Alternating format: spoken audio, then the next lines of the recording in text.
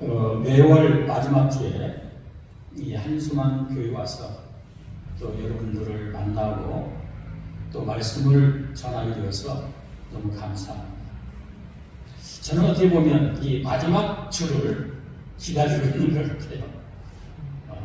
참 나에게 말씀을 전할 수 있는 이 좋은 기회가 되어서 또 함께 하나님 앞에서 은혜를 받고 하나님의 크신 영광을 돌릴 수 있기에 더욱더 이 시간이 기다려지고 또 기다려지는 것 같습니다. 오늘 본문을 보면 부르심을 입었다는 말씀이 나옵니다. 사도로 부르심을 입었고 성도로 부르심을 입었다고 합니다. 바울은 이렇게 부르심을 입은 자들에게 편지를 하고 있습니다. 부르심이란 내가 일으킨 사건이 아니고 하나님께서 일으켜 주신 사건입니다. 부르심은 하나님께서 자기 백성을 찾아내시는 방법 가운데 하나입니다. 하나님이 아브라함을 찾아와 부르셨습니다. 아브라함이 원하는 것이 아니었고 하나님이 원함으로 되어진 것입니다. 아브라함은 우리의 이름의 조상입니다. 그럼 아브라함에게 일어날 사건은 저와 여러분에게 일어날 사건의 표상입니다.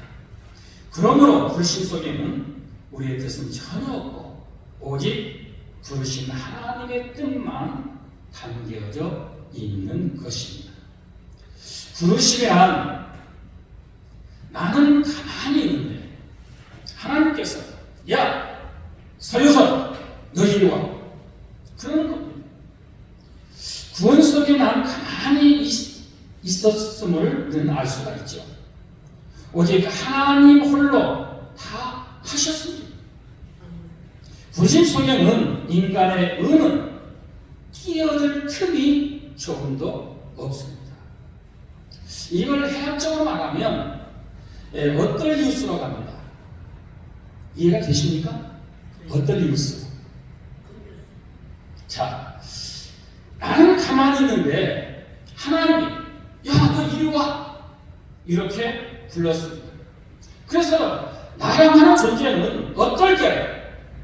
예, 알겠습니다 하고 나오는 것입니다. 그 하나님의 부르심에 붙잡혀서 나와 보니까 그곳이 천국입니다. 천국에 와 보니까 내가 지금까지 지옥에 있었다고 하는 것이 보여지기도 합니다. 이게 부르심입니다. 우린 다 죄 안에서 태어났습니다. 그래서 우린 원래 본질상 진노의 자식입니다. 죄 안에서 태어났다는 저주받고 태어났다는 것입니다. 또한 저주받고 태어났다고 하는 것은 너는 지옥에 갈 수밖에 없는 존재라는 말씀입니다. 그런데 택하심으로 부르심을 입었습니다. 그 결과 지옥 갈 사람이 천국 가게 되었다고 하는 사실입니다. 부르심을 받은 사도 바울의 머리와 가슴 속에는 온통 복음으로 가득 차 있음을 느낄 수가 있습니다. 다시 말하면 바울의 혈관 속에는 복음이 흐르는 자, 다시 말하면 복음의 사람이라는 말씀입니다. 오늘 본문을 보면 부르심이라는 표현이 3번이나 나옵니다. 1절에서 사도로 부르심을 받아.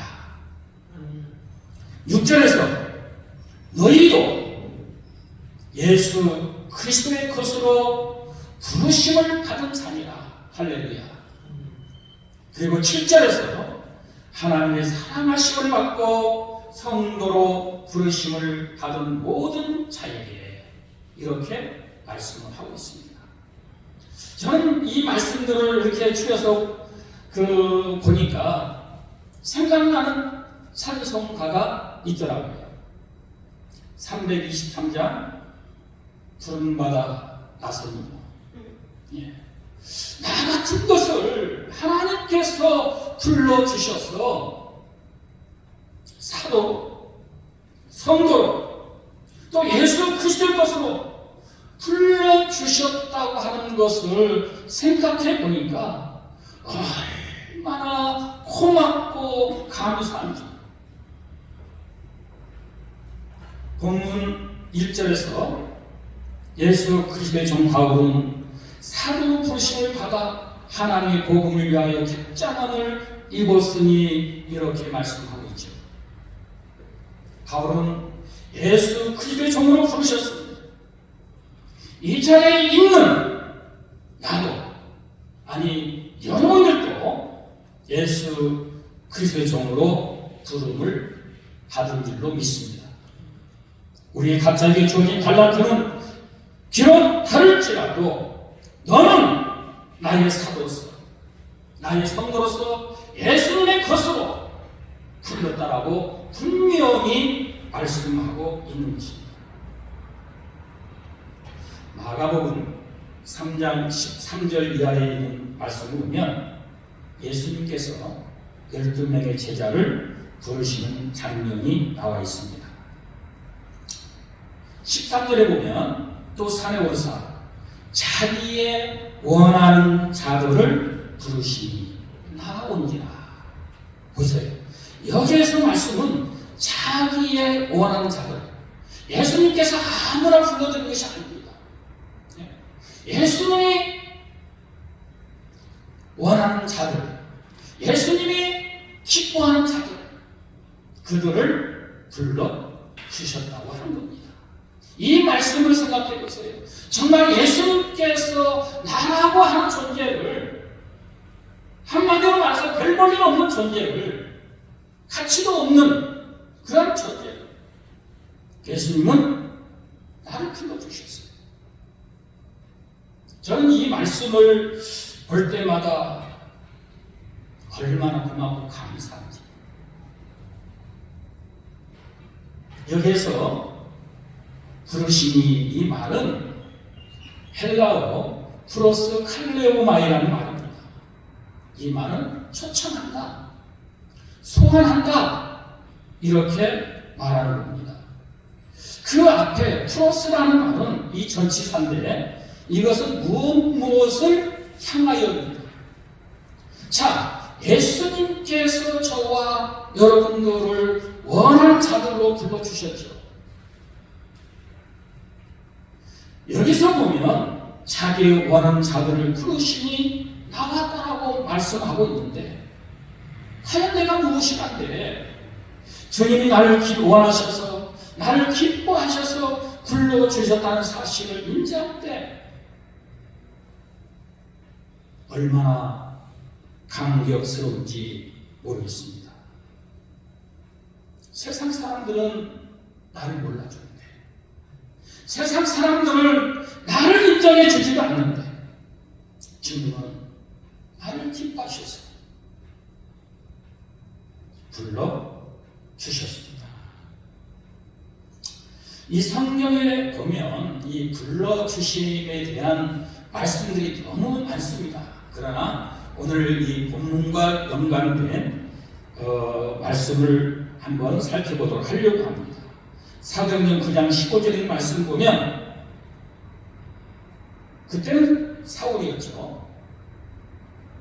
다메섹 도상에서 주님을 만나게 됩니다. 그러면서 하실 얘기가 이 사람은 내 이름을 이방인 앞에 전하기 위해서 택한 나의 것이라. 택했다고 했습니다. 또한 로마서 7장 5절에서는 이제도 은혜로 택하심을 따라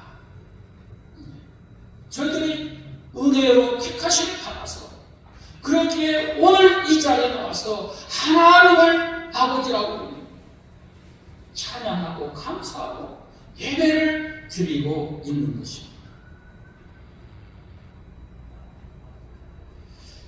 그러면 예수님께서 또 하나님께서 우리를 부르신 목적이 있습니다. 그 부르신 목적은요, 함께 있게 하시려고 우리를 부르셨습니다. 나와 함께 하고 있어.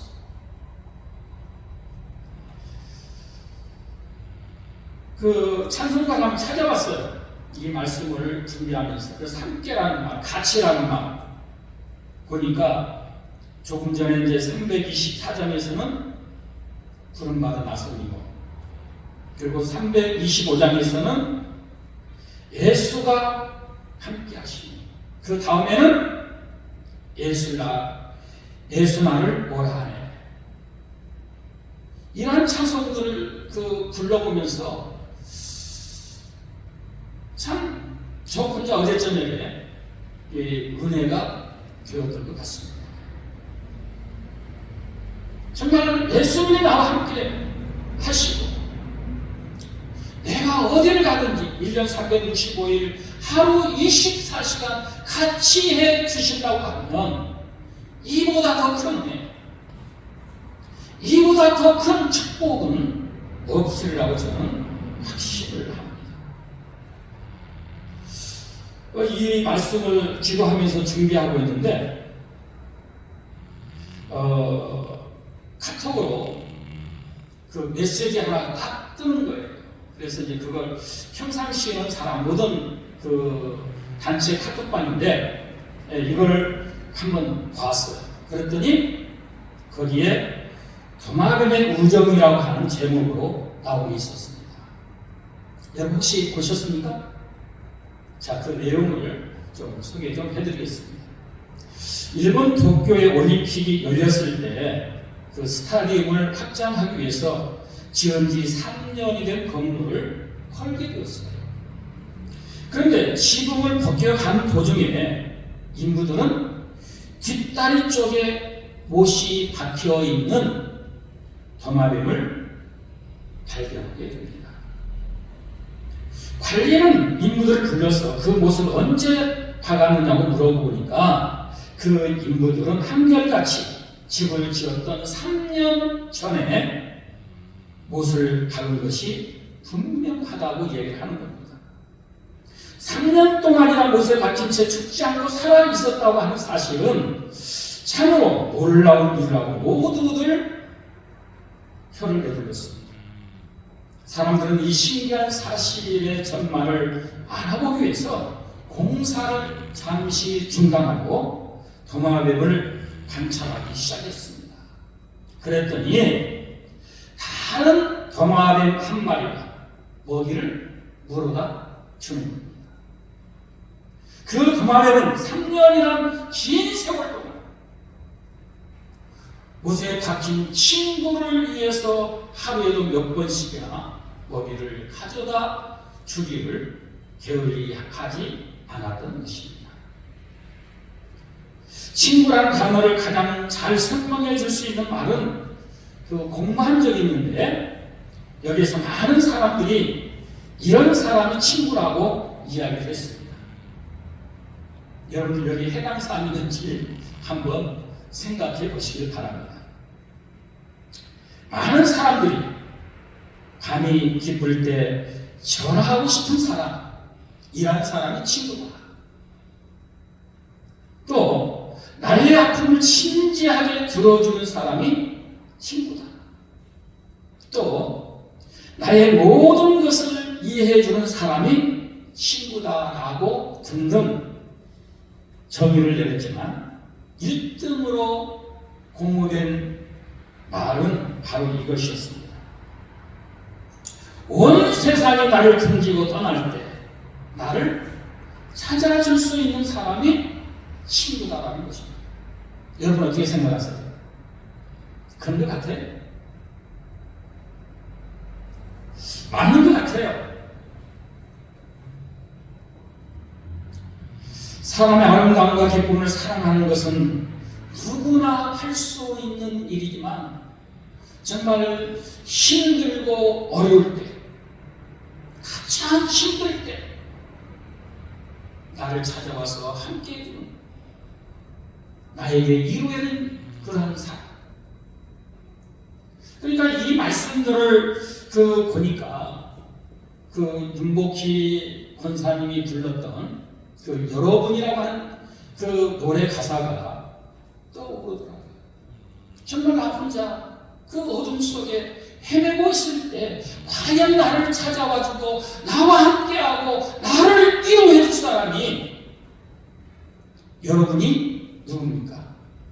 여기에 있는 여러분이 아니라 하나님이시라고 하는 사실입니다. 영어 가사를 보면 그렇게 되어 있거든요. 여러분, 그런데 제가 이 말씀을 준비하면서 성경 가운데 생각나는 사람 하나가 있었습니다. 그게 누구냐 하면 아리스타고입니다. 이 아리스타고를 여러분 혹시 기억하십니까?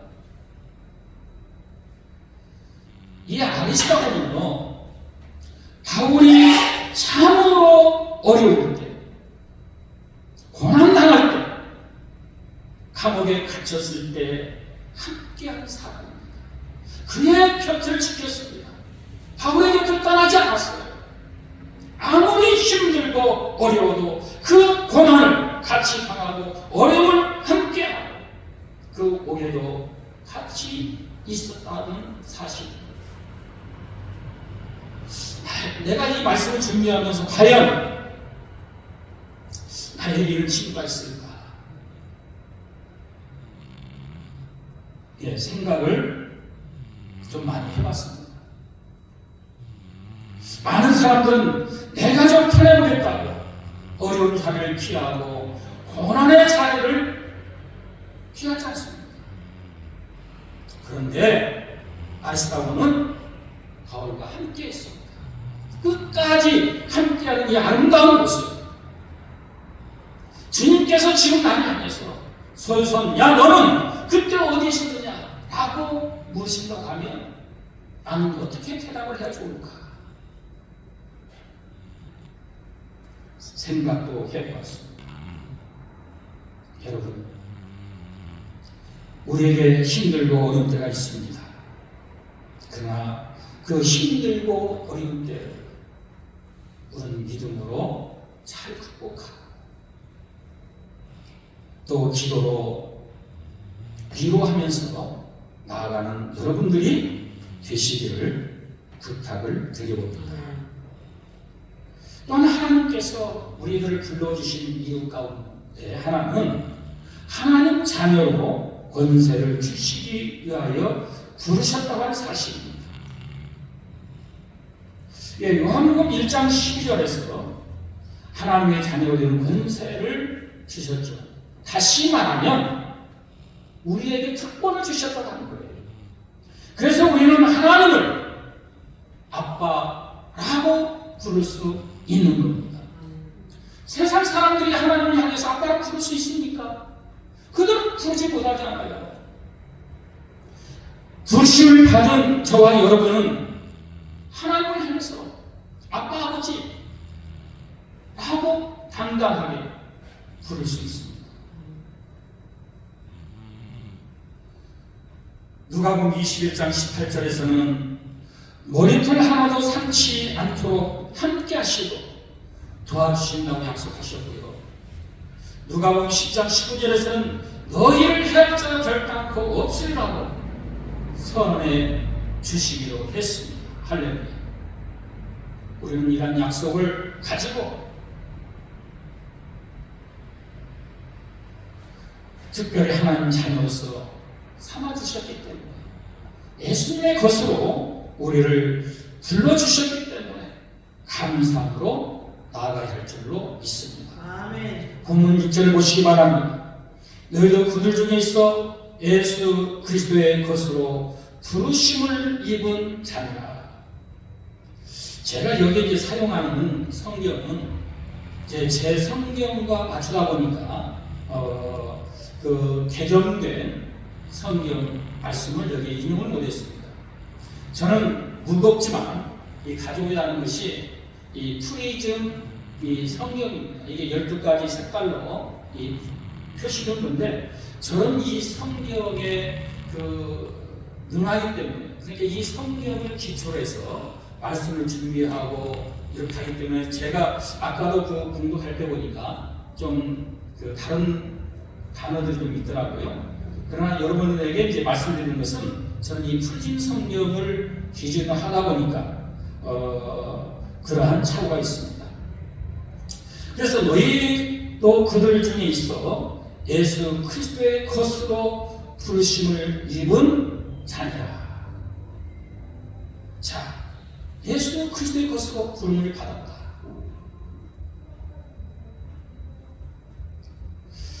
이렇게 보면 너희도 그들 중에 있어라고 말씀을 하고 있는데 이 말이 무슨 말입니까? 너도 이방인 중에 있었다는 겁니다. 다시 말하면 구원의 영역에 속한 사람이 아닌 구원 받을 수 없는 그런 자리에 있었다는 말씀입니다. 다시 말하면 나의 죄로 나의 허물로 죽어야 마땅할 자리에 있었다는 말씀입니다. 그런 저와 여러분들을 우리 주님께서 불러주셨습니다. 그러면 누구의 것으로 불러주셨습니까? 예수 그리스도의 것으로. 할렐루야. 나는 예수 그리스도를 주님으로 고백하는 순간 나는 누구의 것입니까? 예수 그리스도의 것이라고 했습니다. 예수님께서 그 핏값으로 나를 사신 것입니다. 이 내용을 믿어주십니까? 갈라디아 2장 20절의 말씀 보면 나라고 하는 존재는 이미 십자가에 못 박혀서 예수님 함께 죽어버렸어요.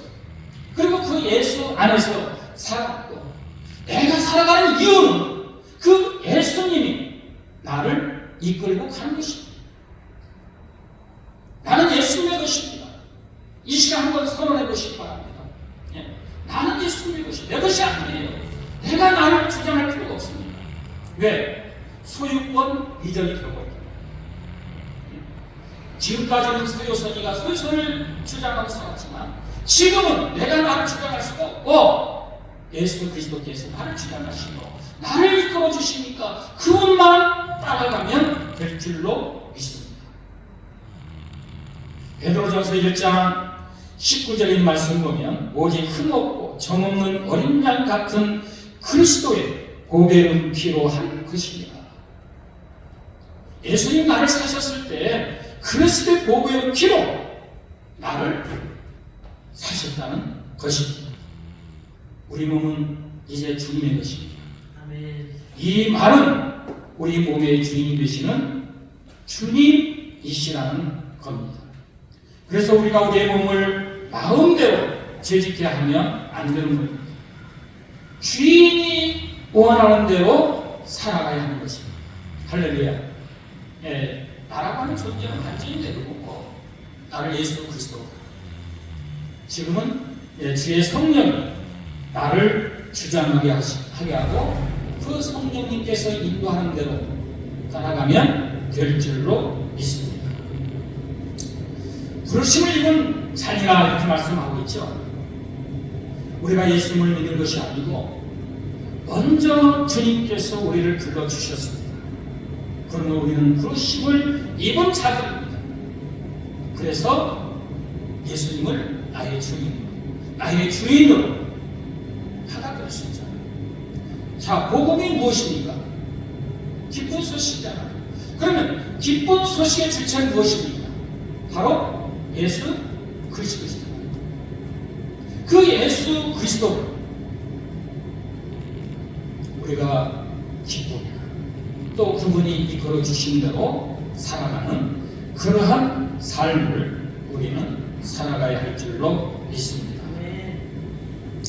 우리를 불러주신 하나님은 우리에게 비상한 관심을 가지고 있습니다. 다른 사람들에게 부르심을 받지 못한 사람들에게는 반대로 말하면 관심이 없다라는 거예요. 그러나 하나님께서 우리를 불러주셨기 때문에 부르심을 받은 사람들에게는 하나님이 책임을 져주신다는 거예요. 비상한 관심을 가지고 계신다는 것은 내가 너를 책임지겠다, 너와 함께 하겠다, 그 약속이 포함되어 있는 것입니다. 그러면 우리는 나를 불러주신 그 은혜에 감사하며 순종하고 나아가야 할 줄로 믿습니다. 아멘. 자, 본문 7절인 말씀 보십시다. 7절인 말씀 보면 로마에 있어 하나님의 사랑하심을 입고 성도로 부르심을 입은 모든 자에게 하나님 우리의 아버지와 주 예수 그리스도조차 은혜와 평강이 있기를 원하노라. 할렐루야. 자, 우리가 여기서 그 로마 교회 기원을 한번 살펴보십시다. 사도행전 2장 10절의 말씀 보면 오순절 절기를 지키기 위해서 로마로부터 와서 예루살렘에 머물던 경건한 유대인들이 있었습니다. 그 경건한 유대인들이 베드로의 설교를 듣고 형제들아 우리가 어찌할꼬, 기억납니까? 성경을 보시면 나오잖아, 그렇죠? 우리가 어찌할꼬 하면서 회심하고 초대 예루살렘 교회에서 일정한 훈련을 받은 후에 이들이 로마로 돌아왔습니다. 그들이 여기서 자기들끼리 공동체를 이루고 교회를 세웠습니다. 이것이 로마 교회의 기원입니다. 지금 로마 교회는 어떤 특정한 사도에 의해서 세워진 것이 아니고 예수님을 믿게 된 디아스포라, 그들에 의해서 세워진 교회입니다. 주 1세기 말 로마에는 상당수 유대인들이 로마 시민권을 획득하고 자리를 잡고 살았다고 합니다. 그런데 성경에 보면, 그 사도행전에 보면 히브리파 유대인이 나오고 헬라파 유대인이 나오고 또 고린도나 아시아 지역에서 이주해온 유대인들로 복잡하게 그 이민 사회를 이끌어가는 것을 볼 수가 있습니다. 여기에 그리스도인들이 또 나타나게 되자 로마의 유대인사는 정말 다양한 형태로서 그 모임이 있게 되는 것입니다. 로마서가 기록되기 한 6 내지 7년 전에, 그러니까 주 49년 전에 클라우디우스 황제 때에 유대인 사회에 이런 복잡한 상황과 특히 그리스도인들의 극적인 복음 전파하면서 유대인 사회에 크다란 요동이 일어나자 유대 전체들은 로마에서 추방하는 일이 생겨났다고 합니다. 그래서 바울은 로마에 있는 성도들에게 문안과 축복을 해주고 있는 겁니다. 하나님의 사랑하심을 입고 성도로 부르심을 입은 모든 자에게. 할렐루야. 자, 하나님의 사랑을 입고 성도로 부르심을 입은 모든 자에게. 저도 여기에 포함이 되는 줄로 믿습니다. 그러면 성도가 누구입니까?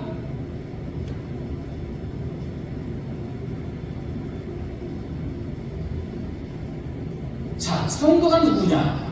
이 사실을 갖고 알면 우리 존재가 얼마나 존귀한가를 깨닫게 됩니다. 성도는 하나님의 사랑을 입고 살아가는 사람들입니다.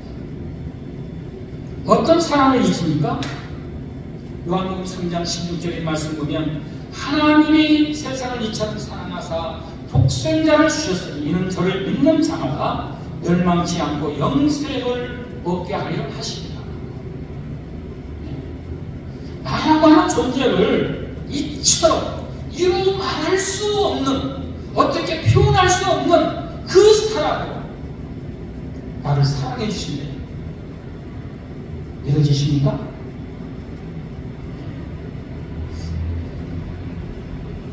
그래서 나라고 하는 존재를 멸망치 않고 영생을 얻어서 이 천국에 갈 수 있는 특권을 주셨다고 하는 사실, 아무나 성도가 되는 것은 아닙니다.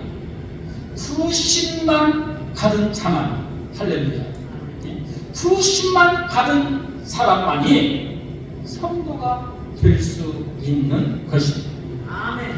바울이 다메섹 도상에서 주님을 만났던 것처럼 주님은 구체적으로 우리를 만나주셨고, 그런 만남의 확실한 사건이 우리 기억 속에 남아있어야 합니다. 그래서 하나님의 사랑을 덧입고 살아가는 저와 여러분이 되어야 하겠다는 겁니다. 성전은 거룩한 이름이란 뜻이고 거룩한 우리라는 말씀입니다. 교회를 뭐라고 해요? 성전이라고 하죠. 거룩한 집이라는 말입니다. 이 세상 속에 속한 집이 아니라 하나님께 속해 있기 때문에 성전이라고 하는 겁니다. 마찬가지로 만민 중에서 우리를 따로 선택해서 거룩한 무리가 되고 무리로 선택해 주셨기 때문에 우리를 성도라고 하는 겁니다. 그래서 우리는 이 성도라고 하는 이 자부심을 가지고 힘있게 살아가야 할 줄로 믿습니다. 베드로전서 1장 15절 16절의 말씀 보면 오직 너희를 부르신 거룩한 자처럼 너희는 모든 행실에 거룩한 자가 되라. 내가 거룩하니 너희도 거룩할지어다. 이렇게 말씀하고 있습니다. 성도는 주님의 은혜와 평안을 누리는 사람입니다. 하나님은 우리 아버지와 주 예수로조차 은혜와 평강이 있기를 원하노라고 말씀을 하고 있는데, 이 땅 위에 살아가는 사람들은 세 가지 인생관으로 나눠서 볼 수가 있습니다. 첫 번째는 운명론적 인생론입니다. 여기에는 뭐 예정론이라든지 숙명론이라든지 다 포함이 되겠지만 모든 것은 운명이다. 이미 다 정해져 있다. 전생의 법보다 이렇게까지 이야기합니다.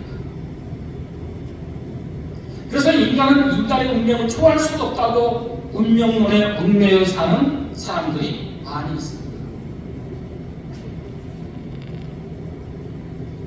사주팔자는 운명이라고 합니다. 그런데 이 사주팔자에 얽매여 살아가는 사람 많이 있죠. 그러나 우리는 예수를 믿는 순간 예수님의 팔자로 바꿔지는 줄로 믿습니다. 내가 태어난 그 사주팔자, 그것은 다 대패무익한 줄로 믿습니다. 또한 인본주의 인생관이 있습니다. 사람이 다 한다는 것이고 사람이 중심이 되어가는 겁니다. 바로 나치의 히틀러가 바로 그 표본입니다. 히틀러는 해결의 철학을 받아들여서 인간의 절대 정신을 내렸습니다. 다시 말하면 인간은 못하는 것이 없다. 그래서 창세기 보면 무엇을 세우게 됩니까? 바벨탑을 세우게 됩니다. 그게 인간 중심, 인본주의라고 할 수가 있습니다. 한 걸음 더 나가서 마지막으로는 은혜론적 인생관이 있습니다.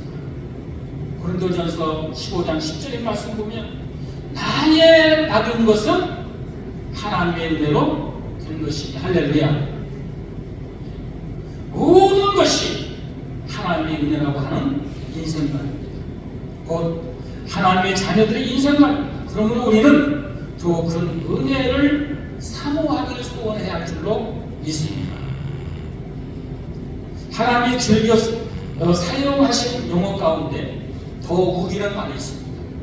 더욱 사랑하고 더욱 큰 은혜를 사모하고 더욱 주의 일에 힘쓰는 자들이 되라, 이렇게 말씀하세요.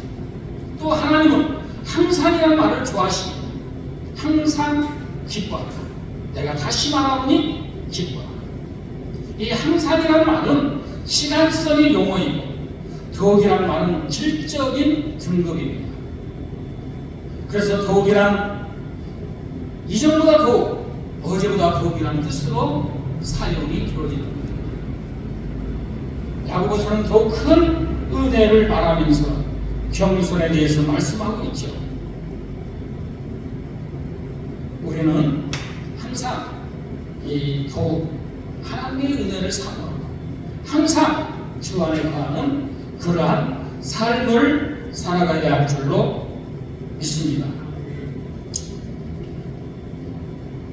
더 하고 싶은 말씀은 많은데 그 시간에 마침으로 하겠습니다. 자, 마지막으로 결론적으로 보면 또 하나님께서 우리를 부르신 목적이 있습니다. 그 부르신 목적이 무엇입니까? 즉 전도나 선교하러 보내기 위해서 부르셨다고 하는 사실입니다. 마태복음 10장 5절로 7절에 보면 12제자를 파송하는 모습이 있습니다. 그리고 누가복음 10장 1절 3절에 보면 70문도를 파송하셨습니다. 성도로 부르신 하나님께서는 저와 여러분들을 복음을 위해서 또한 파송하십니다. 우리 주변에 있는 사람들에게 우리는 예수 그리스도의 기쁜 소식, 복음의 기쁨의 소식을 증거 전하는 여러분들이 되시기를 주의 이름으로 축원합니다. 기도하겠습니다. 만복의 은혜 되신 하나님 고맙고 감사합니다. 이 시간 로마서 1장 1절로 7절의 말씀을 가지고 부르심을 받은 것에 대한 말씀으로 은혜를 받았습니다. 주님의 생명의 음성을 들었습니다. 이 시간 우리 심령을 감동시켜 주셔서 이 부르심의 은혜를 기억하며 감사하며 아버지 하나님 기쁘게 하는 그런 삶을 살아갈 수 있는 은혜를 주시옵소서. 감사하며 예수님 이름으로 기도합니다. 아멘.